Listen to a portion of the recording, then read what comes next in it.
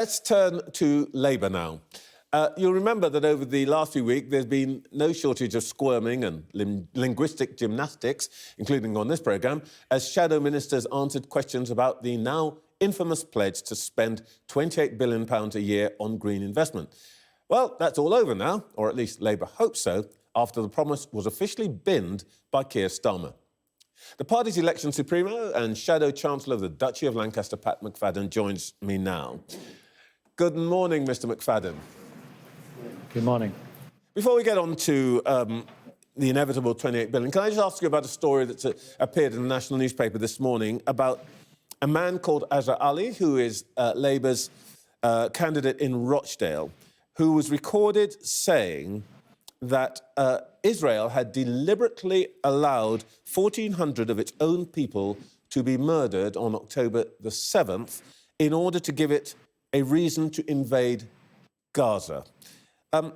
If that is true, and the paper says it has recordings of it, will he still be the Labour candidate in Rochdale at the next election? Well, his comments were completely wrong. He should never have said something like that. It is, of course, completely wrong to say that. I saw this last night. He's issued a complete apology and retraction, and I hope he learns a good lesson from it, because he should never have said something like that in the first place. An apology is not the same thing as a denial. It seems that everybody is agreeing he said it. Presumably, he thought it. Is Labour happy with a candidate who thinks that? Well, no, that's why he's issued a complete retraction and apology. It was wrong to say that. He should never have said it. And it's right that he has completely apologised now, and he himself said it was wrong to say it. And that's the right thing to do. So he will be your candidate in Rochdale? In the upcoming by-election, yes, he will. OK. Exactly a week ago, your colleague, Chris Bryant, told me, I think 3 times, that you had what he called an ambitious commitment to spend £28 billion each year on your green prosperity plan. On Thursday, the ambitious commitment was cut by more than 80% to £4.7 billion. What happened? Well, I don't think it's been any secret to you or to your viewers that this has been under discussion for some time. I mean, what's happened is a couple of things. Since this policy was announced, interest rates have gone up a great deal. Let me just illustrate this for you. When it was announced, they were at 0.1%, basically zero. They're now at 5.25%. What that does to the cost of government borrowing is it means it's £70 billion a year more to service that debt now than it was when the policy was announced. And anyone watching this programme who's had to refinance their own mortgage in the last year or so will understand that those kind of interest rates have an impact on your borrowing costs. So the economics made a difference here. But there's another point to remember in this. Although we've made a change, and a change is always difficult about these things, let us not lose sight of what has been kept here, because what's been kept through a different balance of financing between windfall taxes and borrowing is GB Energy, a publicly owned energy company to help drive the transition, a national wealth fund that will invest in things like green steel for the future in our ports, and an important home insulation programme that will help to get bills down. So we've preserved the law as well as making the change. I would like to come to those points, if I may, but let me just deal with your first point. You say that the economics have changed. Interest rates have been the same for the last 2 months.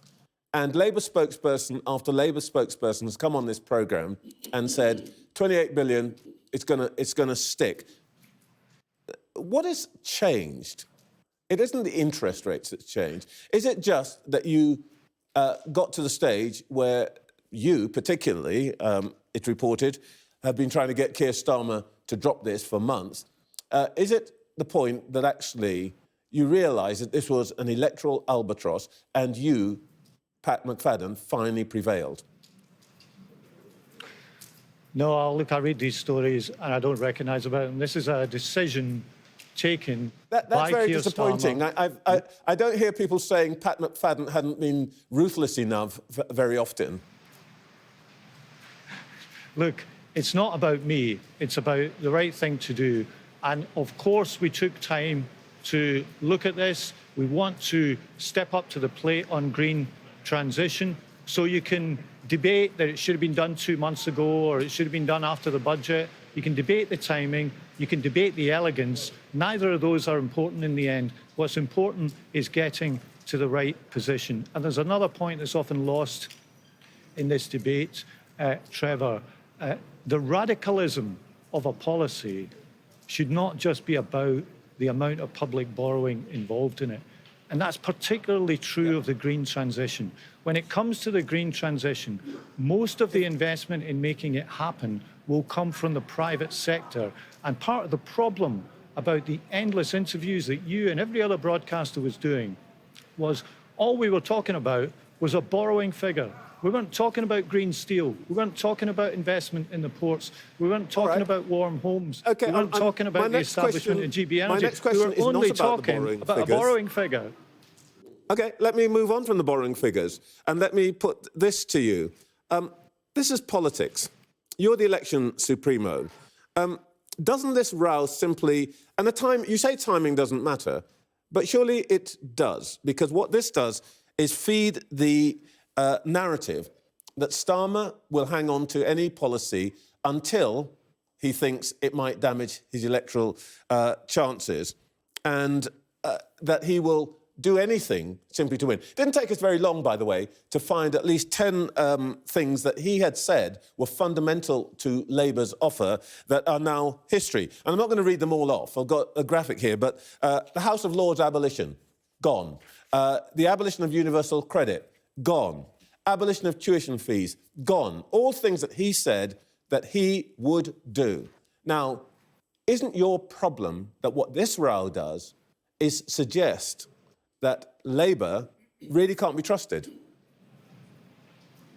Well, let me make 2 points in response to this.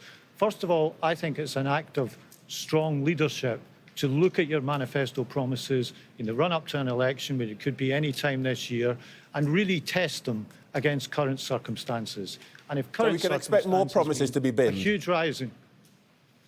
Look, if things have to be changed in the latest circumstances, that's the right thing to do. The wrong thing to do is to just keep things if something like your borrowing costs have gone up by £70 billion a year and ignore that fact. So it's an act of leadership to make sure that when you go to the people in an election, the policies in your manifesto are absolutely right for the circumstances in which that election is fought. And it's no secret that oppositions will say things years before an election, but we're at what Alex Ferguson would call the business end of the season now, and we've got to make sure that manifesto is right. The second point I want to make on U-turns is the Prime Minister we have is a living U-turn. He's only there because they had to ditch a disastrous mini-budget, and the centrepiece of his leadership in the past year has been to ditch a policy on HS2. So he is actually a living, walking U-turn. I've just been ticking off so this Michael attack, Gove we're the only people who change our minds. And I'm afraid I need to do the same with you. Case. I want to talk to you about your own leader. And if I may say, you've been admirably frank. But to take your Alex Ferguson analogy, we are getting into squeaky bum time. And I just wonder whether there is anything that you can say to viewers now that is a promise from Labour that you feel will be good at any time the election comes. Anything other than the windfall tax, we've had all that, anything that you can say to viewers, this is absolutely something that Labour is going to stick on whenever election turns up? Sure, I'll give you plenty. I don't want to give you too long a list, but by way of a few examples, we've got huge NHS waiting lists right now. We're going to get rid of the non-dom tax break and use that money to help get those waiting lists down. That's a change worth having for anyone waiting for NHS treatment. We've got children going to school hungry right now. We're going to have a breakfast club in every primary school so that they can concentrate on their lessons rather than thinking about where the next meal is going to come from. These are changes worth having, and change will only come in this election year if people vote for it. Pat McFadden, thank you very much for your time this morning.